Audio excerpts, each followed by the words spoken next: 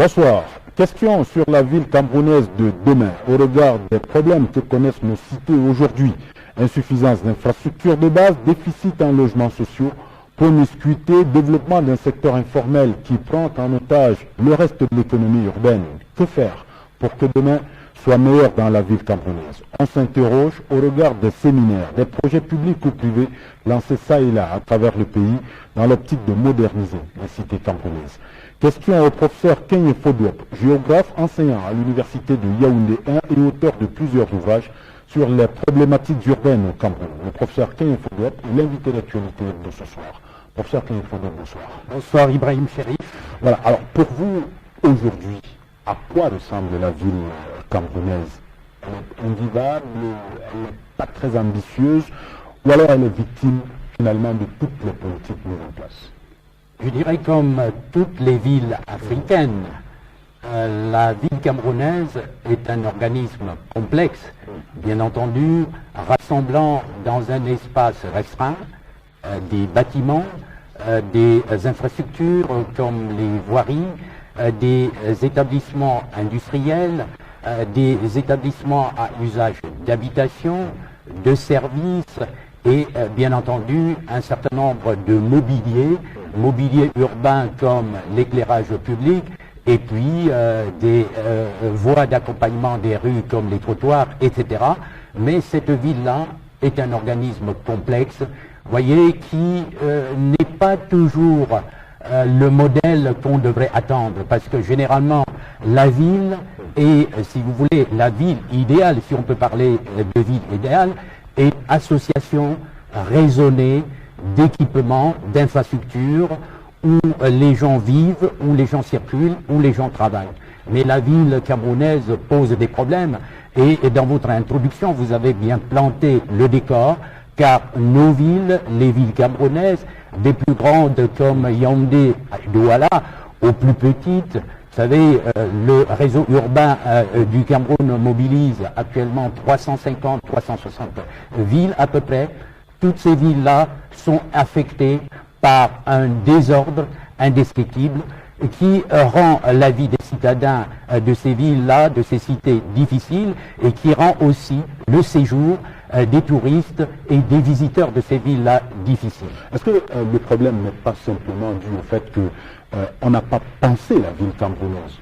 On s'est lancé là-dedans comme ça, héritage de la colonisation, vieilles bâtisses, puis les petits trucs qui ont été créés, et puis après les indépendances ou après l'indépendance, on y est allé comme cela sans véritablement réfléchir. C'est pas là le problème? Le problème est là en partie, parce qu'il faut bien reconnaître, comme vous l'avez dit, que la ville n'est pas, si vous voulez, une création africaine et une création camerounaise. Elle est un héritage de l'époque coloniale, puisque c'est la colonisation, d'abord allemande, puis française et anglaise, qui a semé, si vous me passez le verbe, les villes au Cameroun. Donc, le Cameroun, comme le reste de l'Afrique, en général, tout au moins l'Afrique subsaharienne, n'a pas de tradition urbaine en tant que telle, même si on peut reconnaître que le pays Yoruba ou la lisière septentrionale des villes avait connu avant la colonisation des villes, mais il s'agissait des villes d'empire, si vous voulez, des villes du commerce caravanier, qui ont d'ailleurs disparu ou périclité avec la fin des empires dont ces villes-là, dont ces centres dits urbains étaient les capitales. Donc le fait que la ville au Cameroun soit une invention, une création de l'Occident, explique en partie la difficulté des gestionnaires de nos villes, qui sont bien sûr des politiques, des élus, et puis tous les autres acteurs de la construction des villes, à maîtriser cet espace, car la ville est une manière d'habiter la planète, qui est d'ailleurs manière différente de la campagne, car autour de nous, nous voyons bien des villes qui sont différentes des campagnes, qui mobilisent dans un espace plus ou moins restreint, comme je l'ai dit tout à l'heure, des équipements, des infrastructures de communication, des canalisations d'eau et d'électricité, avec au centre de tout ça des hommes provenant d'horizon géographique et même, je dirais, national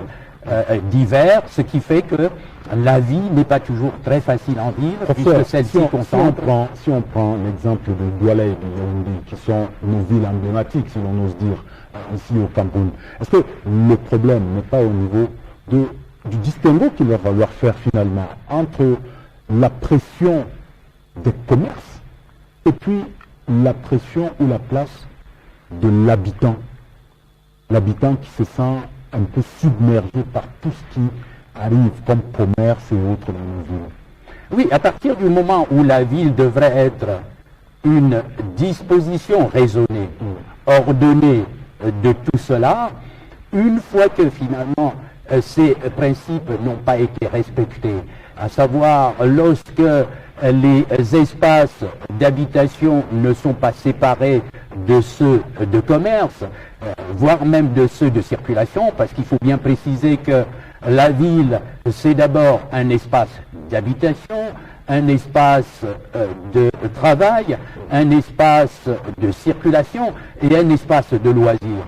À partir du moment où ce distinguo n'est pas suffisamment bien fait, bien entendu par les gestionnaires de la ville, encore qu'on a vu que là où on a essayé de faire un effort, des gens qui n'ont pas toujours le comportement qui devrait être un comportement citadin, vous voyez, se surimpose à un espace qui avait été déjà aménagé lorsque, par exemple, les sauveteurs occupent des parkings. Vous voyez, lorsque les travailleurs informels doivent encombrer les chaussées. Peut-être parce qu'on n'a pas prévu d'espace pour eux. Donc, il y a un effort à faire dès le départ pour concevoir des villes, pour faire en sorte que, de toute façon, la ville soit une juxtaposition de ces espaces-là, si vous voulez, spécialisés, des quartiers d'habitation, des quartiers industriels, des quartiers commerçants, sans compter aussi un certain nombre de places qui sont des places centrales, qui sont des points de cristallisation ou des points de rencontre des citadins, car la ville aussi doit comporter des espaces publics qui sont des lieux de retrouvailles des citadins, qui sont parfois des parents qui habitent, si vous voulez, des quartiers séparés et qui doivent pouvoir se retrouver. Comme aussi il y a les lieux de culte, les établissements sociaux, les lieux de loisirs. Alors, la ville camerounaise, vous parliez tout à l'heure de ces vendeurs à la sauvette, qui doivent bien être casés quelque part. Mais alors, le problème dans nos villes, c'est qu'on a cette impression que chaque fois qu'on tacle ce problème-là, on ne va pas jusqu'au bout. Parce qu'ils vous disent, les vendeurs à la sauvette, qu'est-ce qu'on fera ou on va faire comment? Ça, c'est très camerounais, ça. Et puis, au niveau des pouvoirs publics ou de l'administration municipale, généralement, on recule. Et statu quo, qu'est-ce qui se passe exactement? Comment gérer ce genre de phénomène?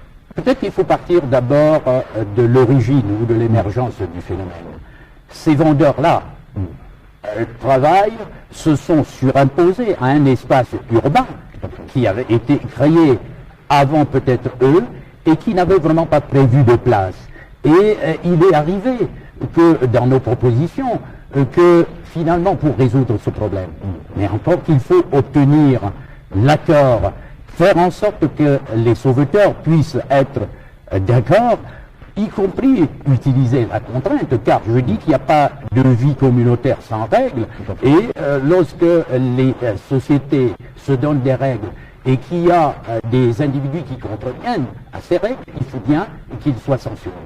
Donc, pour résoudre ce problème, dans le contexte qui est le nôtre, où on n'a pas prévu suffisamment de place pour ces vendeurs à la sauvette, faire en sorte que des places, pourquoi pas comme la place Amadou à Idio à Yaoundé, ou encore la place du gouvernement à Douala, ou encore la place de l'indépendance, pourquoi pas la place de l'hôtel de ville, soit peut-être transformée la nuit, voyez, en espace commercial, comme on a vu faire de marché aux puces. Une sorte de marché aux puces. Mais il faudrait pour cela que ces places-là soient bien sécurisées, que ce soit éclairé, et que les gens aient la possibilité de rallier facilement, à partir de leur lieu de résidence, ces espaces-là, qui peuvent être des espaces attractifs. Vous voyez, à Yaoundé, on a essayé de faire cela avec Yafé. Vous voyez, vous savez, Yaffé occupe, par exemple, dans la deuxième quinzaine du mois de décembre, pratiquement le boulevard, voyez, du 20 mai. Et donc, vous voyez que finalement, cette place est transformée, qui est d'ailleurs un boulevard, un lieu de circulation et aussi un lieu de fête, puisque c'est le boulevard 20 mai qui accueille, si vous voulez, les festivités de la fête nationale du 20 mai.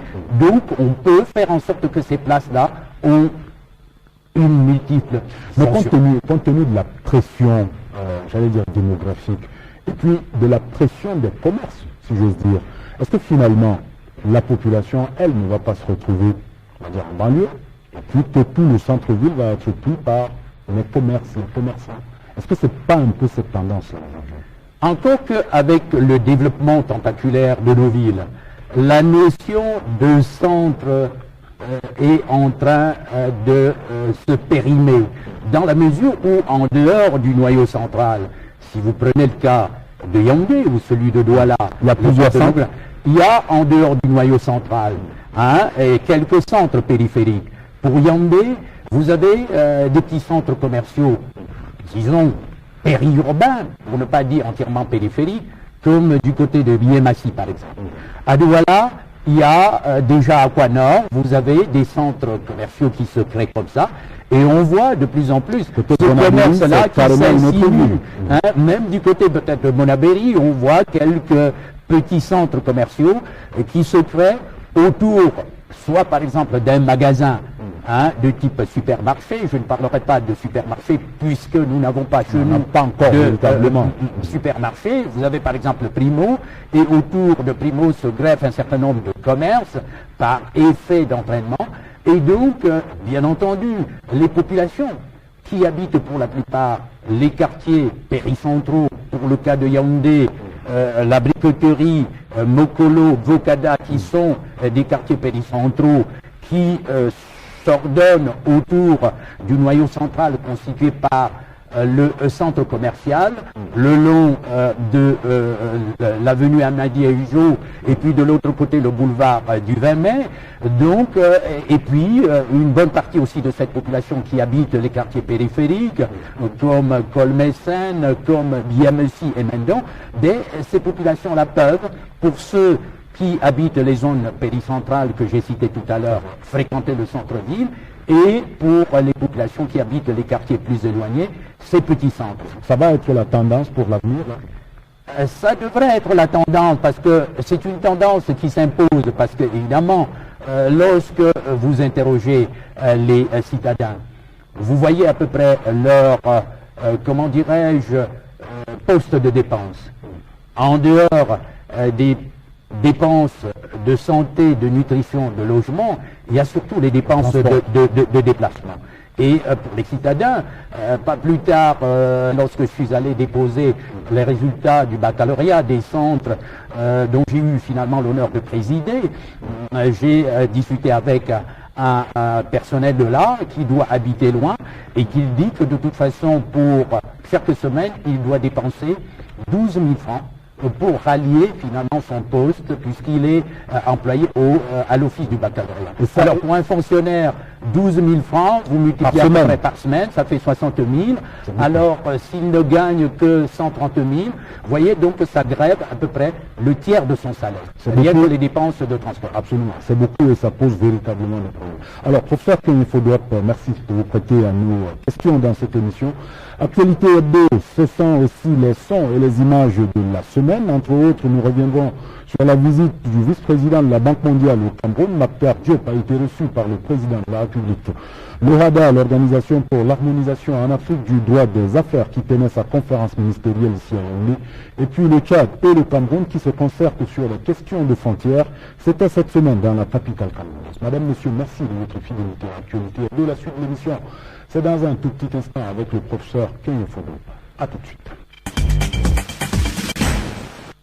Alors, professeur Kenny Fodouap, nous parlions tout à l'heure du transport et du coût du transport pour ces travailleurs qui viennent entre la périphérie et la ville. Si on prend des cités comme le gros problème aujourd'hui, c'est l'absence de transport public de masse.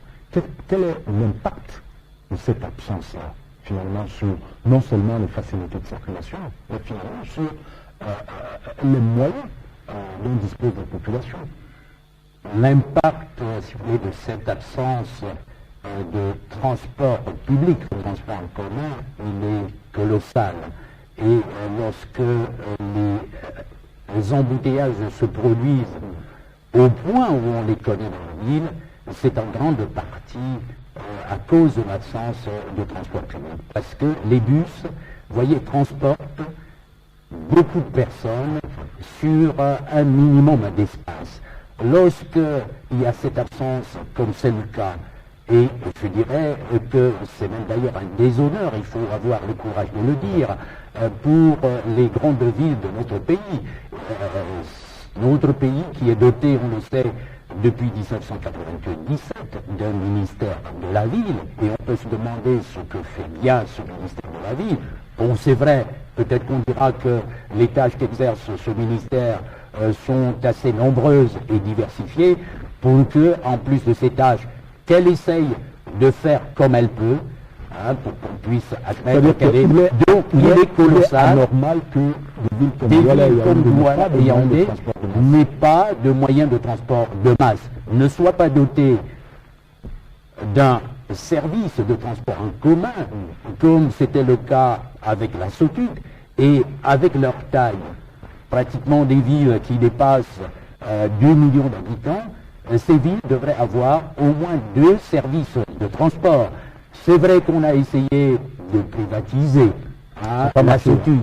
À Douala, si vous voulez, la Socature fait ce qu'elle peut, avec un matériel qui est complètement obsolète, le bus qui essaye de faire ce qu'il peut, alors ça de marche toute pas. façon, ça ne marche pas. Donc il est colossal, il est à l'origine des embouteillages, parce que face à cette carence, vous trouvez dans la circulation tous les types de transports possibles, y compris aujourd'hui les mototaxistes, si vous voulez, qui envahissent les rues, les mototaxistes dont le comportement dans la circulation est tout sauf régulier, parce qu'ils roulent à toute vitesse, ils brûlent les feux rouges, ils empiètent sur les trottoirs, roulent sur les terre-pleins centraux. Donc c'est quelque chose d'extraordinaire, et je dirais que dans nos villes, surtout les 2 grandes villes de Douala et Yaoundé, les problèmes de circulation sont le problème urbain numéro 1. Ce sont ces problèmes de circulation, on va dire, qui plombent un peu le développement ou l'épanouissement des populations finalement. Bien sûr, parce que il faut voir des enfants qui attendent pendant des heures, des travailleurs qui attendent pendant des heures pour pouvoir obtenir une occasion pour se rendre à leur lieu de travail, pour se rendre au marché pour nos ménagères, pour se rendre au lieu de service pour les employés, les fonctionnaires, les travailleurs industriels. Et on sait certains sont obligés de sortir dès 5 heures du matin. Dès 5 heures du matin, donc ils doivent interrompre leur sommeil, ne pas dormir suffisamment la nuit. Et puis, c'est une source de fatigue, de stress.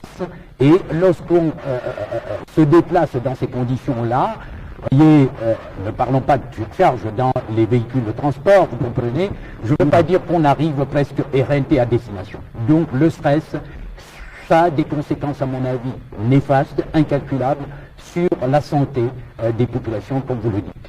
Et la ville camerounaise, vous dites, le transport urbain de masse, c'est l'un des principaux problèmes à résoudre. Absolument, il faudrait qu'on en arrive là. Bien entendu, cela suppose au préalable qu'il ne faut pas tout simplement acquérir des bus et les entretenir. Il faut, comme le veut la tradition d'aménagement urbain rationnel, voyez, aménager des couloirs pour bus.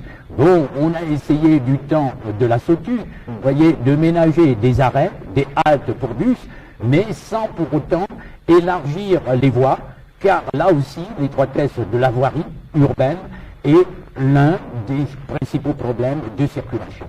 Bien entendu, on pourrait, avec le réseau actuel, mettre en place des services de bus, quitte, vous voyez, à définir un système de déplacement alterné.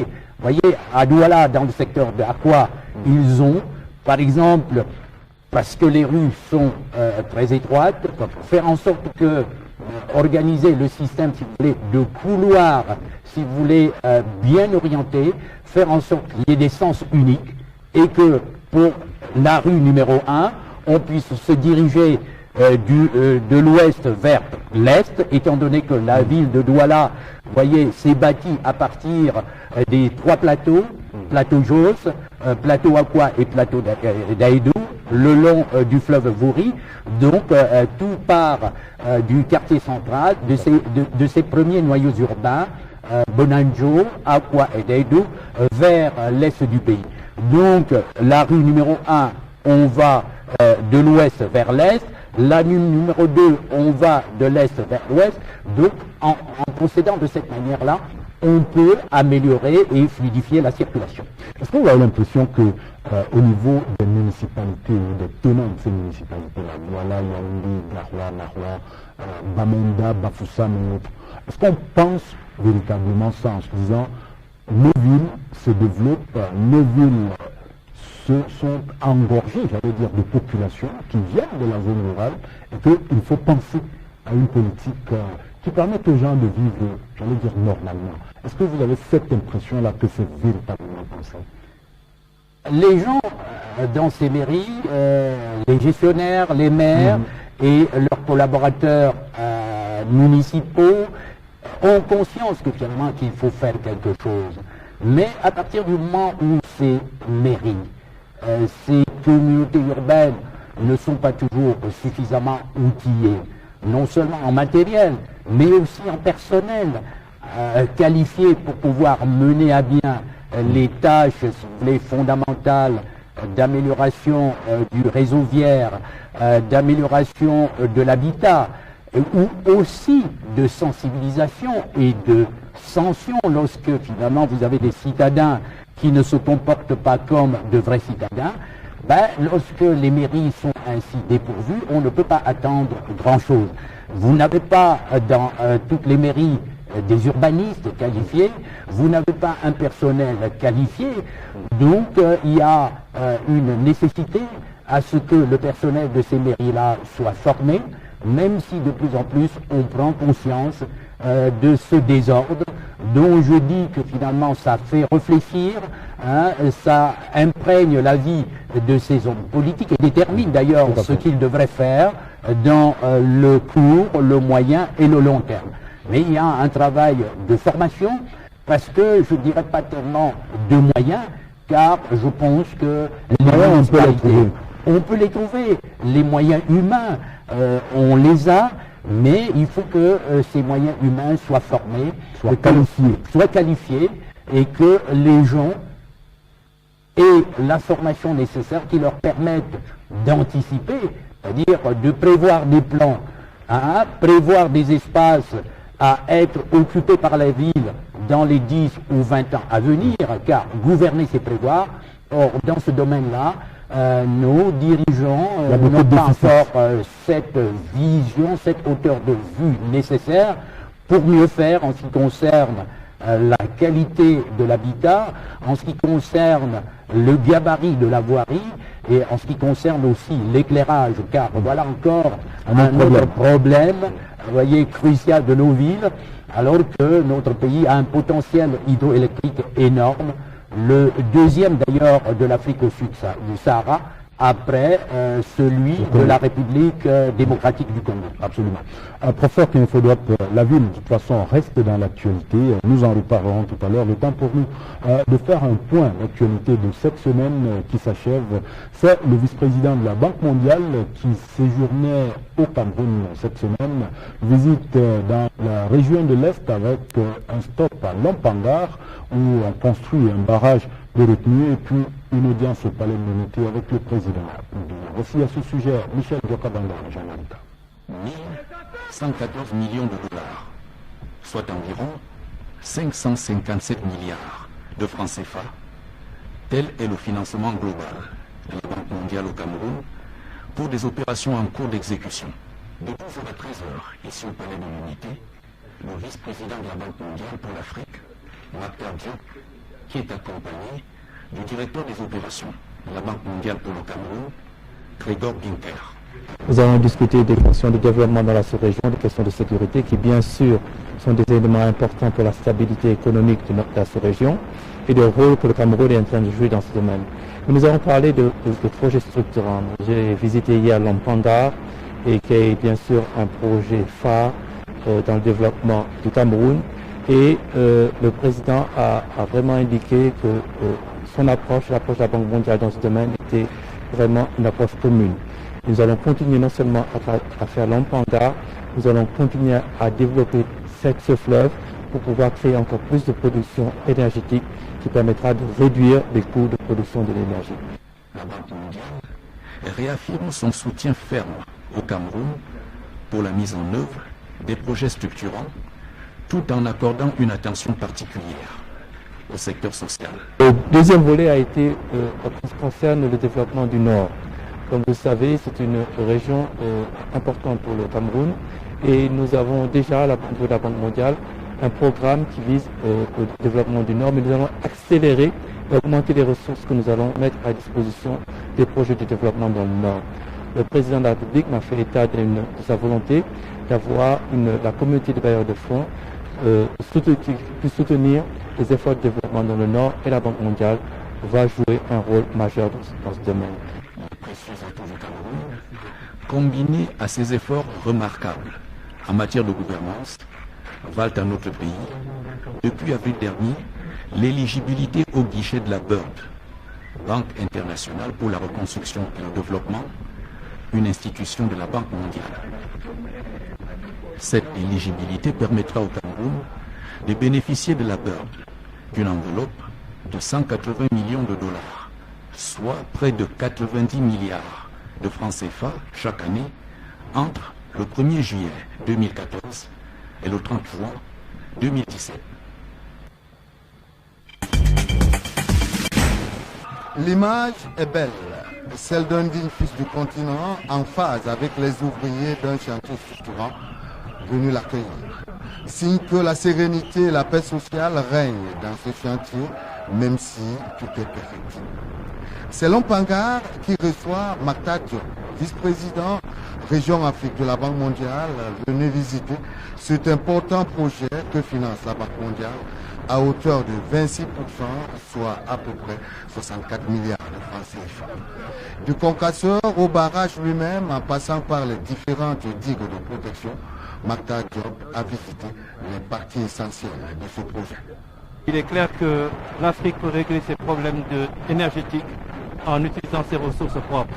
Et je crois que ce projet de l'Ampandar est un projet qui vraiment va transformer la carte énergétique de la sous-région, et non seulement du Cameroun. Non seulement il s'agit de construire un barrage qui permettra de produire un certain montant d'électricité, mais également il permettra en amont de construire d'autres barrages qui permettront, si on exploite tout le potentiel de ce fleuve, de produire près de 6 000 MW. 6 000 MW feront une différence énorme dans le vécu et dans la vie quotidienne des Camerounais et des Africains de cette région. Les officiels camerounais qui accompagnent le vice-président et lui-même affichent leur fierté devant cette réalisation voulue par le président de la République. Les travaux avancent à un rythme soutenu malgré quelques aléas liés à l'envergure du projet. De l'exposé final du directeur général de EDC, l'on apprend que la date de la mise en eau provisoire du barrage est maintenue au mois de septembre 2015.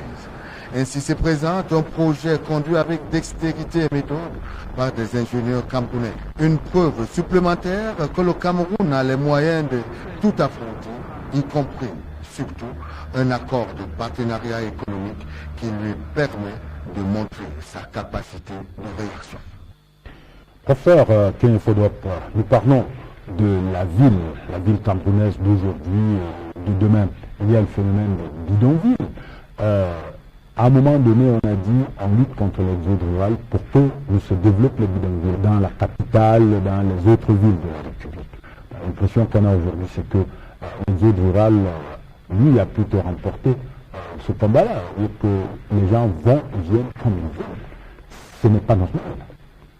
Ce n'est pas normal. Et c'est là l'une des images négatives de l'urbanisation dans notre pays, puisque la charité, commençant par soi-même, il faut bien que nous essayions de balayer chez nous. Vous comprenez, on a beau expliquer qu'il faut arrêter l'exode rural, mais il se poursuit. Les gens vont et viennent, quittent les campagnes pour la ville, en espérant y trouver du travail, en espérant y trouver un mieux-être.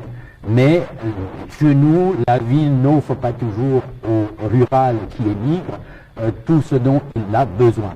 D'où la prolifération, comme vous l'avez dit, dans nos cités, non seulement les deux grandes villes de Douala et de Yaoundé, mais aussi les agglomérations, si vous voulez, de rang, si vous voulez, régional, comme Bafoussam, Bamenda, Maroua, Garoua, Gaoundéré, Bertois, etc., de ces bidonvilles que j'appelle sous-quartiers, un terme, si vous voulez, que j'ai emprunté de l'imagerie populaire, étant donné que le terme bidonville s'applique au contexte nord-africain, donc on a imaginé ce néologisme pour désigner ces bidonvilles ou ces quartiers de taudis malfamés, congestionnés, où l'espace est compté, les maisons sont serrées les unes contre les autres, où il n'y a vraiment pas de voies de circulation carrossable.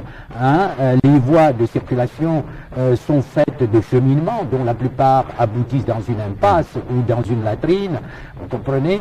Donc ce phénomène de bidonville, et l'expérience des recherches montre que les bidonvilles, c'est-à-dire ces quartiers de taudis, où sévissent les moustiques, où les conditions de vie sont à la limite intolérables, il faut bien le dire, pour, vous vous rendez compte, 45% de la surface bâtie de la ville de Yaoundé pour abriter presque 55% de sa population. C'est-à-dire qu'ici à Yaoundé, par exemple, plus de la moitié de la population vit dans les bidonvilles. Dans les bidonvilles, dans ces quartiers de taudis. À Douala, on va encore plus loin puisque les bidonvilles couvrent à peu près 55% de la superficie bâtie de cette ville et abritent, disons, 60% de la population de la ville de Douala. On pourrait multiplier des exemples semblables. Bon, bien sûr, les gens affluent des campagnes, dans l'espoir de trouver, si vous voulez, du travail, parce qu'il y a ce qu'on appelle les avantages supposés au réel de la ville. Donc voilà le triste et désolant spectacle auquel on assiste chez nous. Alors que normalement les gens, voyez, se concentrent dans les villes, se rassemblent dans les villes. C'est l'idéal. C'est pour mieux produire, c'est pour mieux habiter, c'est pour mieux circuler, pour mieux se distraire. On assiste plutôt au contraire. Alors, justement, Yaoundé et Douala, à un moment donné, on se dit la solution contre les bidonvilles, c'est la casse, la destruction. L'impression qu'on a, c'est qu'on a cassé, on a détruit, puis on s'est arrêté de détruire. C'est quoi la solution finalement? Bien sûr, quand on voit l'image de nos villes, je dirais qu'il y a beaucoup plus à détruire et à reconstruire, et à un rythme qui devrait être très rapide pour rattraper le retard pris. Comme vous le dites, on a commencé à casser, et c'est des opérations qui ont été initiées d'ailleurs depuis l'époque coloniale, de temps en temps, et puis qui ont été, si vous voulez, renforcées dans le cas de Yaoundé au cours des années 2007, 2008, 2009, 2010 et un peu au-delà, et finalement le mouvement a été ralenti. Mais on n'a pas remplacé les zones déguerpies et les zones cassées entre guillemets par quoi que ce soit. Si on prend l'exemple de Ntaba à Yaoundé, on a déguerpi des populations de là, on a cassé, pour reprendre cette expression très connue, mais je pense que qu'est-ce qui a occupé l'espace? Je crois que c'est des bois, c'est de la verdure, et pratiquement Ntaba est aujourd'hui un repère de rats et un repère de serpents. Vous voyez, il y a d'autres secteurs comme ça qui ont été... Bon, il y a eu déjà dans les années 85-86, le secteur de la briqueterie Est. Vous voyez, ce secteur-là qui est longé par ce qu'on appelle vulgairement la nouvelle route Bastos. Vous voyez, il y a un bois d'eucalyptus qui a été planté là, mais qui n'est même pas entretenu. Et ça aussi, c'est un repère. Il ne fait pas bon s'aventurer par là, généralement la nuit. Vous voyez qu'on ne voit pas les avantages de la casse. On ne voit pas les avantages parce qu'avant finalement de casser, on devrait déjà prévoir un certain nombre d'équipements qui devraient remplacer les vieilles masures, voyez, construites jadis sur ces zones-là, insalubres, sur ces zones très resserrées, où les maisons sont pratiquement serrées les unes sur les autres. Donc, il n'y a pas une politique pensée. C'est bien peut-être de débarrasser les parties centrales de nos villes de ces poches d'insécurité, de ces poches de taudis, mais on remplace par quoi? C'est ça le problème. C'est ça la grande question. Peut-être qu'il faudrait pousser plus loin. Si on interroge peut-être les initiateurs de ces opérations, peut-être qu'ils nous diront qu'il y a une deuxième étape qui consiste, si vous voulez, à viabiliser ces zones et à y mettre des des ensembles de logements ou alors des ensembles d'équipements commerciaux. Pourquoi pas? Il y a un autre phénomène ou alors des projets qui se développent dans nos villes, c'est des projets liés aux logements sociaux. C'est l'un des problèmes des villes camerounaises aujourd'hui. Les logements sociaux n'existent pratiquement pas. On dit, on va les faire, on fait les logements sociaux. Vous observez cette scène-là. Vous dites que c'est un projet ou c'est des projets qui marchent ou alors on est suffisamment là dans ce secteur-là? Je crois que chez nous, on a souvent l'habitude de tenir, si vous voulez, de lancer des grands slogans. À un moment, on a parlé de santé pour tous en l'an 2000, objectif qui n'a jamais été atteint. On parle, voyez, d'opérations, construction 10 000 logements, etc. C'est des opérations qui avaient d'ailleurs été lancées depuis l'époque coloniale. Et l'organe fêtier de tout cela, si vous prenez l'exemple de la SIC, qui a été créée en 1966, avant l'accession du pays à l'indépendance, à l'heure actuelle, la SIC a dans tout le territoire un parc immobilier qui ne dépasse pas 15 000 logements.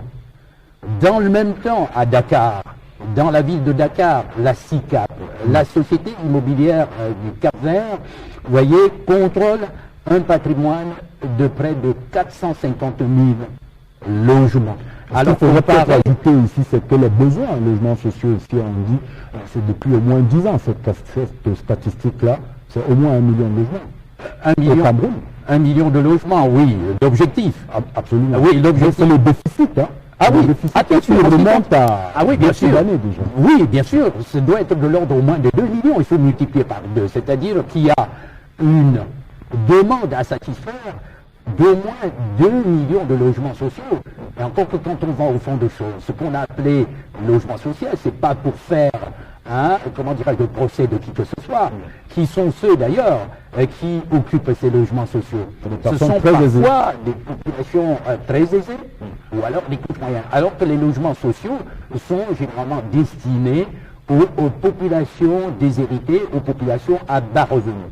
Voyez, bon, bien entendu, on est en train, depuis quelques années, de faire un effort du côté de LMB, à Douala aussi, dans le secteur de Banga Bakoko, vous voyez, mais je pense que les travaux n'avancent pas au rythme, et on voit parfois des chantiers qui ont démarré, à un moment, ils ont été interrompus, et ça fait aussi partie de ce que j'appelle le désordre, si vous voulez, urbain.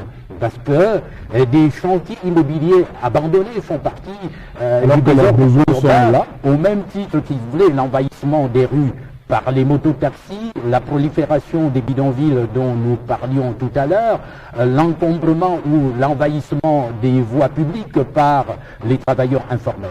Donc là encore, je pense que c'est un gros problème que le gouvernement, à travers, si vous voulez, ces services ministériels, devrait résoudre. Parce que une population bien nourrie et productive, une population qui est bien logée, a des chances de donner le meilleur, si vous voulez, de ses possibilités. en termes de production, en termes de réflexion. Donc on estime qu'en matière de logement social ou de logements sociaux, on n'est pas très ambitieux chez nous au Cameroun. Absolument. On n'est pas très ambitieux. Est-ce parce que de ce côté-là, on compte beaucoup plus sur l'initiative privée, parce que les chiffres qui étonnent, par exemple les Occidentaux, c'est que 97% du logement à Yaoundé sont autoconstruits, c'est-à-dire sont le fait, si vous voulez, des propriétaires qui construisent avec parfois les moyens de bord leur propre logement. C'est des statistiques que vous ne trouverez nulle part ailleurs, peut-être en dehors des pays qui suivent peut-être, est-ce qu'on peut dire que c'est une politique? Oui, qui suivent une politique, si vous voulez, de laisser faire finalement la population. Et quand vous voyez même les propriétaires immobiliers, même les logements dans les quartiers dits résidentiels, vous avez quand même des individus qui ont un parc immobilier extraordinaire. Bon, de ce côté-là aussi, il faudrait qu'il y ait un peu de discipline et que l'État s'engage à faire en sorte que de toute façon, ce domaine-là, tout au moins du mobilier moderne, ne soit pas monopolisé par quelques individus, fussent-ils des individus qui ont quand même des moyens. Ils devraient peut-être partager, pourquoi pas. Tout à fait. Alors, professeur, nous allons continuer de parler du développement urbain tout à l'heure, mais le temps de faire un autre point de l'actualité, c'est l'OHADA, l'Organisation pour l'harmonisation en Afrique du droit des affaires, qui tenait cette semaine ici à Yaoundé sa conférence ministérielle. Voici à ce sujet Radiatoula et Jean-Pierre Zana. Après les rendez-vous de 2000 et 2003, voici la troisième fois que le Cameroun accueille sur son sol les assises du Conseil des ministres de l'Organisation pour l'harmonisation en Afrique du droit des affaires. Traduction éloquente de la place centrale qu'occupe le pays au sein de cette institution, dont il abrite par ailleurs le siège et le secrétariat permanent. Pour Yaoundé 2014, les membres du Conseil planchent entre autres sur la révision du statut du personnel et le nouveau programme d'harmonisation du droit des affaires. Quant à l'avenir, quelques défis méritent d'être relevés, tels que les a énoncés le Premier ministre chef du gouvernement, qui représentait le chef de l'État à l'ouverture des travaux. La conférence du chef d'État et du gouvernement vous a instruit de prendre toutes les dispositions appropriées pour assurer le financement autonome de notre organisation. La même conférence du chef d'État a prescrit l'optimisation de performance de la Cour commune de justice et d'arbitrage, notamment à travers l'élaboration de critères objectifs de recrutement des juges qui y siégeront. Je vous demande également de garder présent à l'esprit les orientations de politique législative et de techniques juridiques formulées par les chefs d'État de l'OHADA. Organisation panafricaine de normalisation juridique, l'OHADA a pour objectif la facilitation des échanges et des investissements, ainsi que la garantie de la sécurité juridique et judiciaire des activités des entreprises. Tout ceci pour un seul et même objectif, un développement économique intégré du continent. 17 États membres, 5 institutions fonctionnelles et un droit au OHADA qui désormais a force de loi. En 20 ans d'existence, l'Organisation pour l'harmonisation en Afrique du droit des affaires a fait du chemin et s'est imposé une assise que les membres ne demandent plus qu'à conforter dans la durée. Nous avons pris des textes communs qui couvrent l'essentiel du domaine du droit des affaires.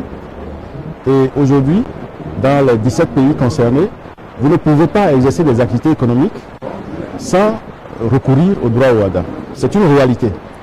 Mais encore faut-il que cette réalité soutienne vraiment le progrès économique. Les challenges, il y en a. L'organisation voudrait voir se matérialiser du sommet à la base ces concepts qui lui sont chers en matière par exemple de commerce. On se choisit l'informel. Dans tous les pays, nous avons un secteur informel considérable. Or, qui dit secteur informel dit précarité. C'est que les gens sont dans la pauvreté. Or, aucun de nos États ne veut cette situation, ne veut que cette situation perdure. Donc l'OHADA, sur le plan du droit, doit tout faire pour aider à ce que ce secteur soit diminué par son ampleur. Nous avons déjà essayé de prendre un certain nombre de textes. Nous avons encouragé les États à avoir une fiscalité pour les très petites entreprises, le statut de l'entrepreneur qu'on a créé en 2010 pour permettre aux gens de faire de l'auto-entreprise, leur faciliter l'accès aux activités économiques par l'auto-emploi. Et puis aussi, nous avons fait prendre un acte uniforme sur les sociétés coopératives. Un certain nombre de ces challenges sont en ce moment même sur la table des ministres issus des États membres. La 36e session de leur conseil, qui s'est ouverte ce jeudi à Yaoundé, devrait apporter déjà quelques éléments de réponse aux questions majeures de l'heure. Certainement une plus-value en vue pour l'OADA. Retour sur ce plateau avec notre invité, le professeur Ken Fodop. On parlait tout à l'heure du secteur informel. Je sais que c'est un peu votre dada, vendeur à la sauvette, tout ce qui est informel. Jusque-là, au Cameroun, on a l'impression qu'on n'a pas encore trouvé la véritable solution. Le secteur informel est toujours plus ou moins en conflit avec l'administration. Absolument. Et bien entendu, à l'origine du développement de ce secteur informel, c'est bien entendu l'atonie, ou si vous voulez, la faiblesse du secteur formel.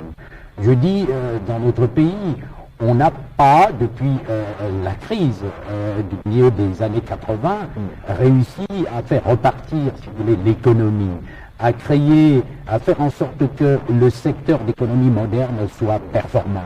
Il est clair que là aussi, on sait bien que la crise a eu pour conséquence le gel du recrutement dans la fonction, par exemple publique, même si ce recrutement s'est maintenu avec, si vous voulez, la formation des fonctionnaires dans des écoles comme l'ENAM, des écoles normales, etc. Mais on n'a pas encore réussi à faire retrouver au tissu économique, tissu industriel, tissu de production, même dans le domaine de l'agriculture, on n'a pas encore réussi à faire retrouver à ce tissu-là son lustre d'antan. Donc les créations dans le secteur d'économie moderne se font rares.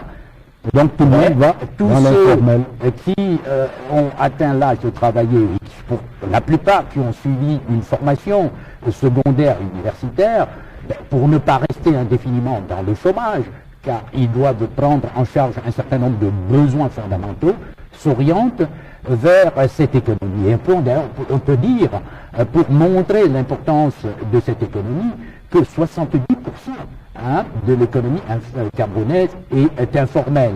Et dans ce contexte, on pourrait peut-être parler d'économie peut-être populaire et faire en sorte que cette économie informelle puisse participer davantage que cela a été le cas jusqu'ici à la formation du PIB. Peut-être dans un premier temps, pourquoi pas faire un recensement, à date bien entendu, parce que tout recensement est daté et localisé, d'abord des acteurs de l'économie informelle dans les différents domaines. Pourquoi pas passer d'abord par un recensement et réfléchir à fond pour trouver les moyens, non seulement de faire à cette économie le pas qu'il faut pour rentrer dans l'économie formelle et faire en sorte peut-être qu'on ait un secteur économique intermédiaire qui ne soit plus, si vous voulez, l'économie moderne ni l'économie informelle, mais que ce soit un secteur intermédiaire, et ce serait peut-être, je dirais, l'originalité de notre pays, parce que si on doit pouvoir supprimer, vous savez qu'à un certain moment on a pensé qu'on pouvait supprimer cette économie informelle-là. Si du coup vous supprimez cette économie, il faut bien remplacer cette économie par quelque chose. Si on prend l'exemple des vendeurs à la sauvette, oui. Ils ont été fortement combattus à un moment donné. Oui. Et là, on a l'impression que c'est plutôt une sorte de dialogue qui a lieu entre l'administration, le fisc et les vendeurs à la sauvette. Mais est-ce que c'est ça la solution, c'est-à-dire aller vers ces gens-là, discuter avec eux?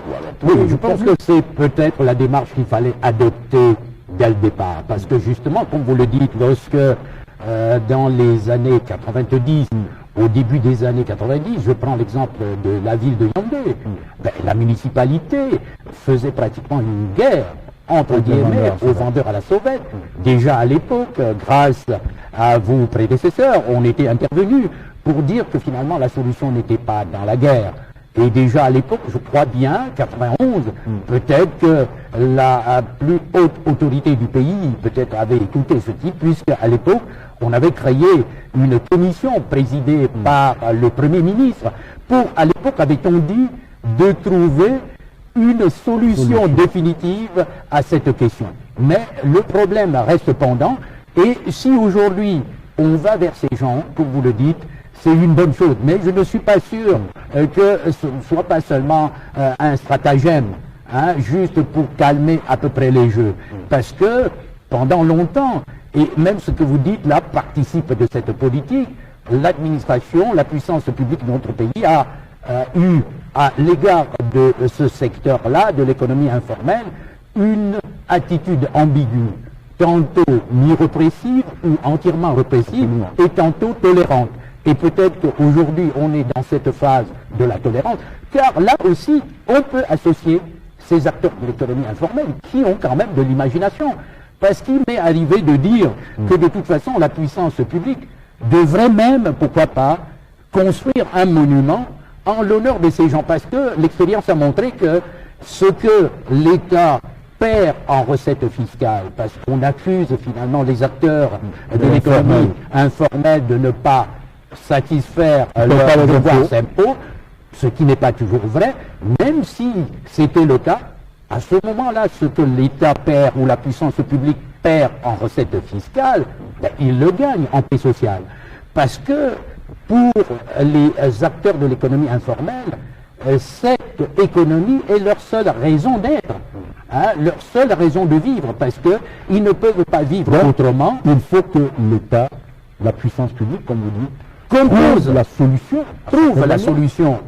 Il y a à peu près 2 ans, j'ai commis un article sur, voyez, l'économie informelle en Afrique subsaharienne en général, puisque ce n'est pas une spécificité de Cameroun. Ça se ressemble un peu partout. Oui, j'ai terminé mon article, ma réflexion en disant qu'il faut composer avec l'économie informelle, c'est-à-dire faire avec dans un premier temps.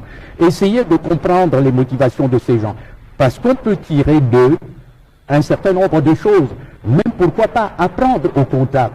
Et dans un cours, ce n'est pas la publicité que je fais à l'université catholique sur justement l'économie informelle, vous voyez, nous voyons à peu près, puisque c'est dans le master marketing et stratégie, on voit bien que les marketistes modernes empruntent un certain nombre de méthodes aux gens du secteur informel, dont les deux secteurs peuvent, si vous voulez, échanger. Et il y a d'ailleurs des rapports entre ces deux secteurs-là, économie formelle, économie informelle.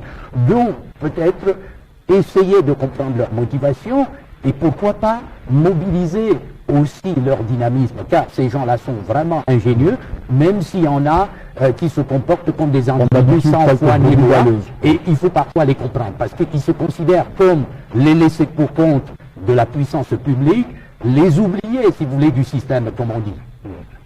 Nous allons faire une troisième halte dans cette émission pour parler toujours d'actualité avec le Tchad et le Cameroun, qui ont parlé cette semaine des questions de frontières, concertation ici à Yaoundé.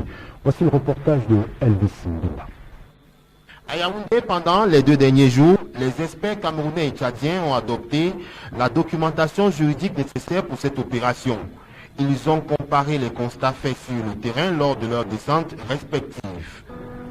Les bornes qui étaient implantées vers les années 40 ou 50 ont disparu. Les cours d'eau qui ont servi de point de repère ont changé de lit et d'autres ont même disparu. Il en est de même pour certains villages qui servaient de point de repère, qui ont changé de site. Le temps a donc laissé un impact sur cette frontière. Une méthodologie de correction des points imprécis a été arrêtée. Sur le consultant, son profil est également peaufiné. Nous avons adopté les termes de référence qui permettront aux États de recruter un consultant qui va les accompagner justement dans la résolution des problèmes. Les experts ont également décidé de proposer à leurs gouvernements respectifs d'explorer une voie qui consisterait à s'adresser à une organisation internationale pour faire cet accompagnement. Le ministre René Emmanuel Sadi se félicite de l'entente mutuelle qui caractérise ce processus. Les deux délégations vont multiplier des missions conjointes sur le terrain pour un suivi harmonieux. Professeur Kenfodop, une ou deux questions avant de mettre un terme à cette émission. Nous avons énormément parlé des problèmes de la ville camerounaise aujourd'hui. Il faudrait peut-être penser à celle de demain. La ville de demain au Cameroun, au regard de tous ces problèmes-là, elle devrait ressembler à quoi? Je répondrai à cette question en envisageant deux types de scénarios. Un scénario optimiste, qui suppose que de toute façon les gestionnaires et les différents acteurs des villes, car il ne faut pas seulement incriminer les politiques, mais il y a aussi, vous voyez, les citadins eux-mêmes, par leur comportement. Et puis on a vu maintenant qu'avec la participation, parce qu'on parle même de e-gouvernance, que les associations de quartier interviennent comme acteurs de l'aménagement urbain. Donc ces acteurs de l'aménagement urbain, regarde comme vous l'avez dit, dans la même direction, se donnent les moyens, en commençant peut-être par la puissance publique, qui a dans une société organisée comme la nôtre, oui, bien sûr, cette fonction de gérer, de réguler, que cette puissance publique puisse mobiliser toutes les énergies. Et il me semble bien que nos villes en ont. La jeunesse, comme d'ailleurs toute la population de notre pays qui est en grande majorité jeune, qui ne demande qu'à travailler. Et à ce moment-là, on arrivera à produire, il faut être optimiste, des villes où il fait bon vivre, des villes dynamiques, des villes qui pourraient, pourquoi pas, peut-être c'est prétentieux, être candidates au leadership mondial demain. Pourquoi pas, il faut espérer. Donc il y a ce scénario-là, optimiste, où on devrait faire en sorte que, bien entendu, que la ville ne soit pas, même en matière de conception, la seule affaire, si vous voulez, des spécialistes, les urbanistes. Encore qu'on peut se demander où sont les urbanistes pour que nos villes soient dans cet état. Je peux bien dire que même si le pays, oui, la contribution, même si le pays n'en a pas suffisamment, j'ose dire, pour avoir fait cette expérience, que même les initiatives des urbanistes sur le terrain sont parfois contrariées par, si vous voulez, des décisions de nature politique. On pourrait, voyez, organiser une autre mission là-dessus. Donc que tout le monde soit mobilisé, que l'État, la puissance publique fasse cet effort.